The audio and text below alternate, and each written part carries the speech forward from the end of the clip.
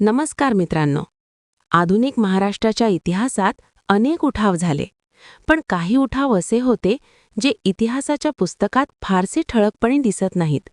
तरीसुद्धा त्यांनी ब्रिटिश सत्तेला हादरा दिला.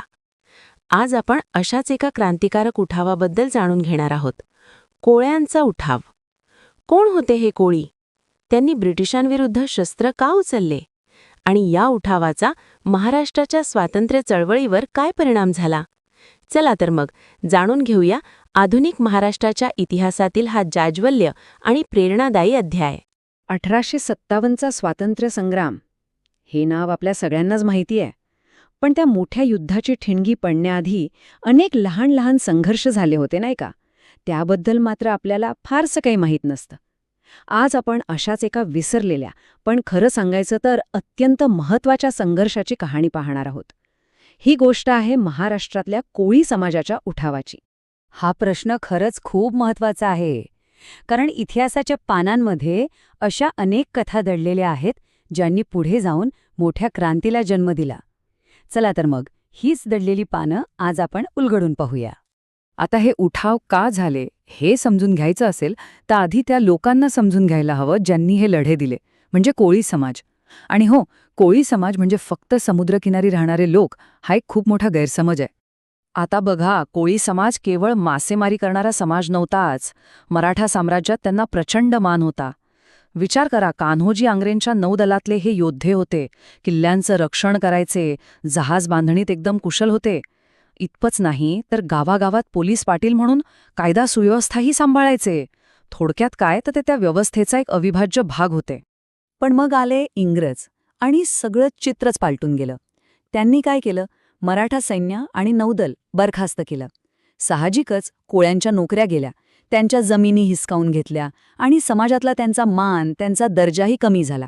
म्हणजे त्यांच्या उदरनिर्वाहाची साधनच नष्ट झाली आणि इथूनच असंतोषाची आग भडकायला सुरुवात झाली. या अन्यायाविरुद्धचा संघर्ष लगेचच सुरू झाला, पण तो एकदम नाही तर टप्प्याटप्प्याने वाढत गेला.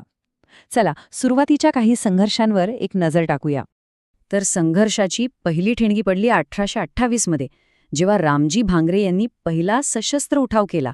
अर्थात इंग्रजांनी तो दडपला, पण ती आग विझली नाही. यानंतर नाना दरबारेंसारख्या नेत्यांनी पुन्हा मराठा सत्ता आणायचा प्रयत्न केला, पण तोही यशस्वी झाला नाही. म्हणजे प्रतिकार तर सुरूच होता, फक्त त्याला एका शक्तिशाली नेतृत्वाची गरज होती. आणि याच गरजेतून या कहाणीत प्रवेश होतो एका खऱ्या नायकाचा, राघोजी भांगरे. ते कोण होते? तर त्याच पहिल्या बंडखोर नेत्याचे, रामजी भांगरे यांचे पुत्र होते. त्यांच्या शौर्याबद्दल तर अनेक कथा प्रसिद्ध होत्या. त्यातलीच एक म्हणजे त्यांनी वाघाशी झुंज दिली होती. पण त्यांचं खरं शौर्य दिसणार होतं ते ब्रिटिश साम्राज्याविरोधातल्या लढ्यात. चला पाहूया, असं काय घडलं की त्यांना हे बंड पुकारावं लागलं. तर ह्या संघर्षाची सुरुवात झाली एका वैयक्तिक अन्यायाने. त्यांचे वडील रामजी हे सुभेदार होते. त्यांच्या मृत्यूनंतर परंपरेनुसार ते पद राघोजींना मिळायला हवं होतं, पण इंग्रजांनी साफ नकार दिला. आता एवढ्यावरच हे थांबलं नाही.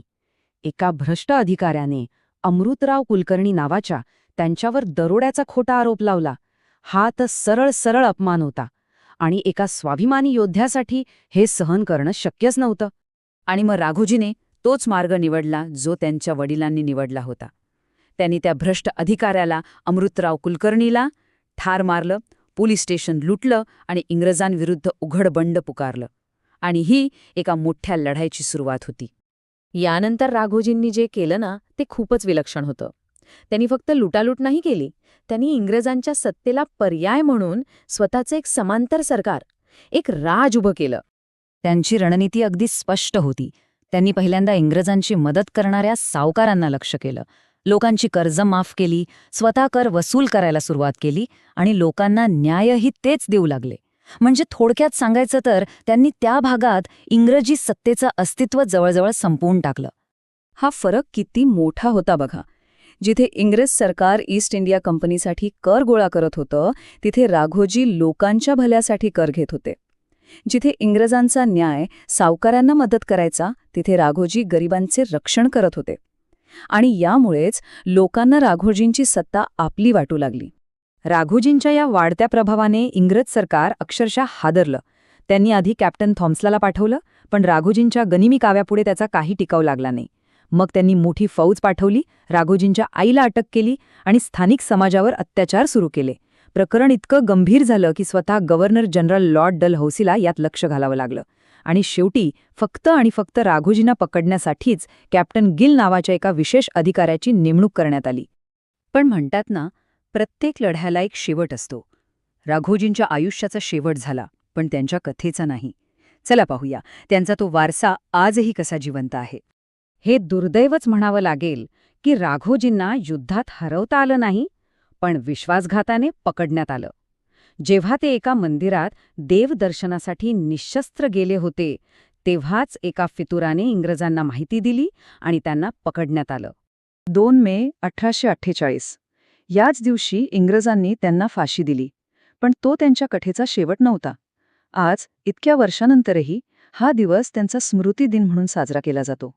राघोजींचा तो लढा व्यर्थ गेला नाही. त्यांची स्मृती आजही लोकांच्या मनात जिवंत आहे. त्यांची स्मारके उभी आहेत, त्यांच्यावर लोकगीतं लिहिली गेली आहेत आणि त्यांच्या शौर्याचा वारसा पुढच्या पिढ्यांपर्यंत पोहोचवला जात आहे. आणि हे सगळं संपवताना एक प्रश्न मनात येतोच. राघोजी भांगरे यांच्यासारखे असे कितीतरी नायक असतील ज्यांनी देशासाठी लढा दिला, पण इतिहासाच्या पानांमध्ये कुठेतरी हरवून गेले.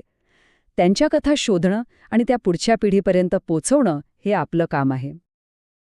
अशाच नवनवीन व्हिडिओसाठी चॅनल सबस्क्राईब करायला विसरू नका. धन्यवाद.